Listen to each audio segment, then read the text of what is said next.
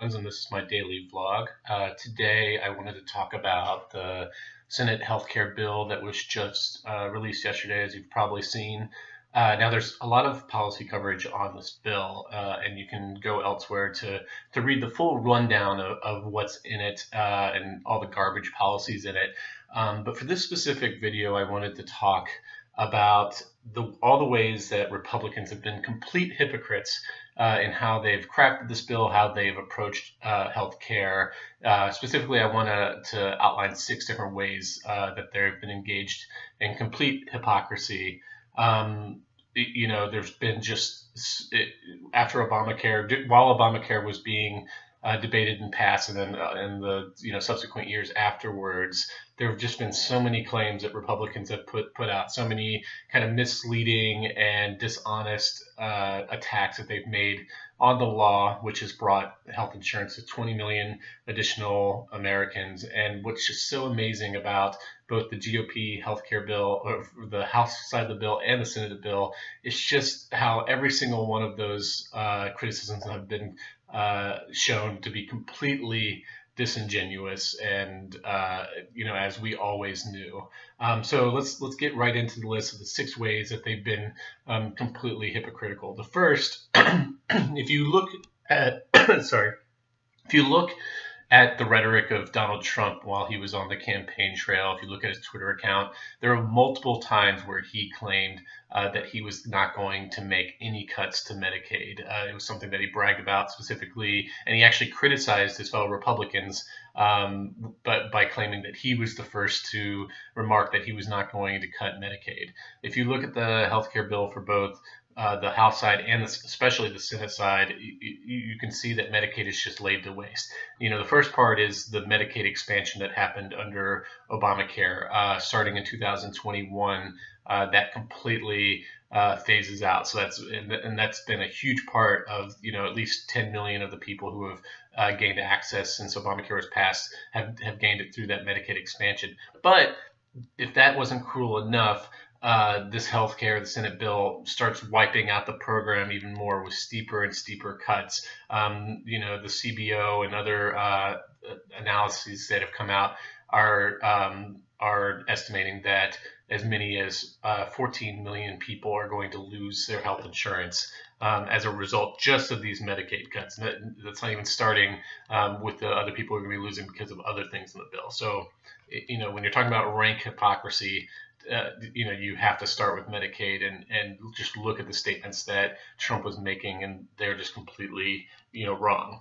One thing that, you heard over and over again was a lie from Republicans over the last several years, where they've just completely rewritten history to claim that Obamacare was rammed through Congress without the public even knowing what was in it. And there's this quote that they like to quote from Nancy Pelosi of supposedly her saying, "We need to pass the bill to find out what's in it," which they've completely taken out of context. What she meant by that was that people would see the impact of the bill after it was passed, and then they would really understand the impact of it. After all those claims of it being rammed through, what they've done over the past month or two, it's just unprecedented in terms of pushing through such a major piece of legislation in the span of, and I need to not eat nuts right before I do one of these that really dries out your throat. In terms of how much they push us through. One, completely in secret. Not even a lot of the congressmen themselves on the GOP side haven't even been able to really be part of the process.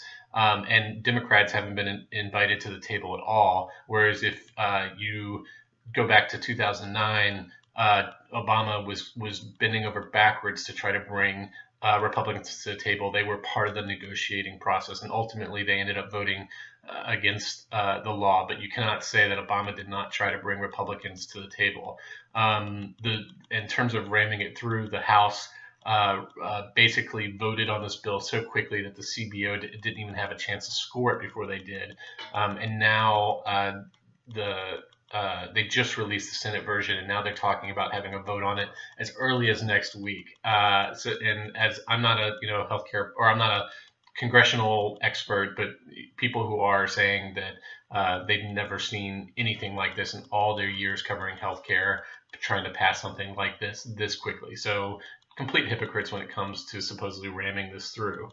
One thing, oh, this was just so outrageous, was Republicans criticizing Obamacare for the higher deductibles. It is true that the silver plans for over Obamacare, they're decent. They were kind of at the mid level, and the silver plans are what you needed to get if you wanted to get the tax credits. So they did have slightly higher deductibles. Healthcare policy experts could make different claims on whether higher deductibles are good or not. Some would say, and I think I would agree, that a higher deductible it kind of makes you make smarter healthcare choices because it puts a little bit of skin in the game.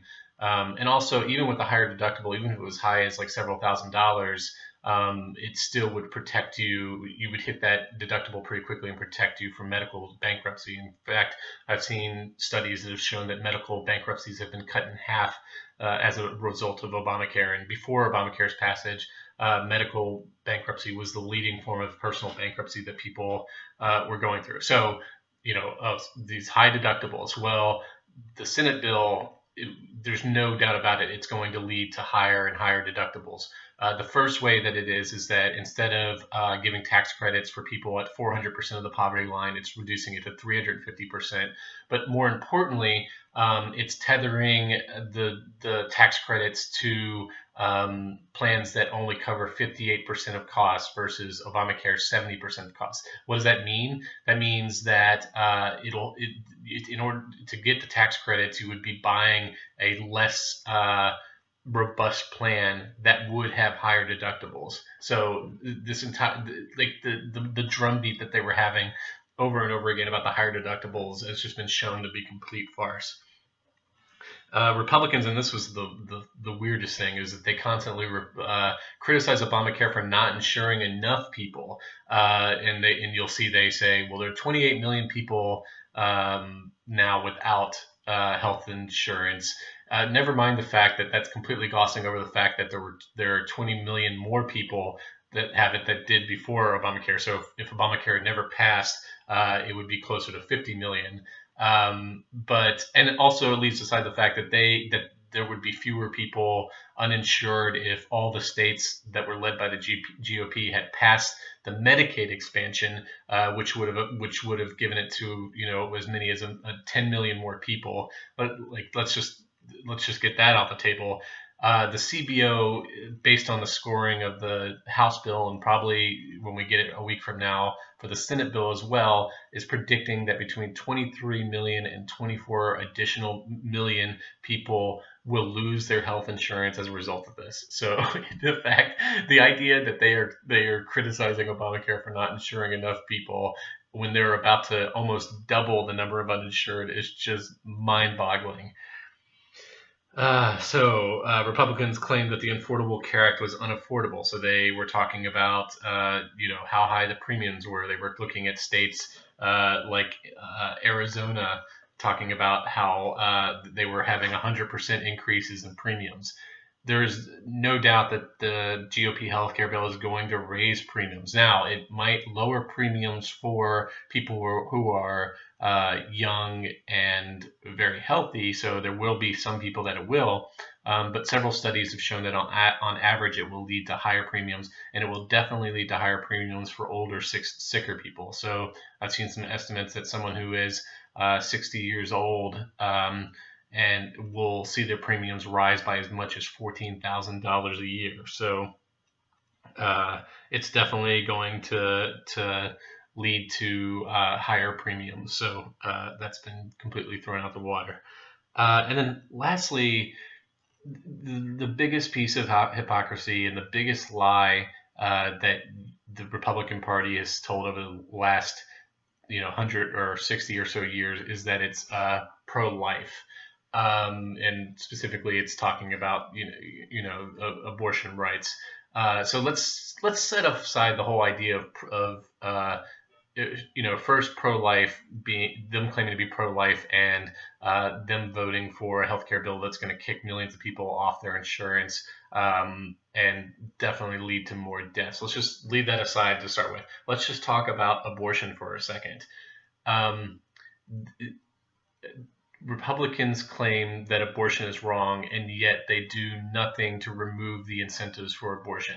One thing that's in this healthcare bill is rolling out what are called essential health benefits, one of which is maternity care. One of the leading reasons why women will have an abortion is because an abortion only costs $400, whereas having a baby, just the delivery part, let's not even count what it costs to actually raise the child. It costs upwards of $20,000. So on the one end, they're allowing states to apply for waivers so that they don't have to cover maternity care at all. So women will be stuck with that full $20,000 bill. Not only that, but then as we discussed, they're rolling back Medicaid, which ensures millions of poor women and allows them to have things like babies. So this bill does nothing but punish women who want to have children, thereby incentivizing them to terminate their pregnancy if they can't afford to have a child. And I just don't know how you claim to be pro-life when you're continuously passing policy after policy that hurts women and makes it harder for them to have children. So that's everything I have to say about that, and I hope everybody has a happy weekend.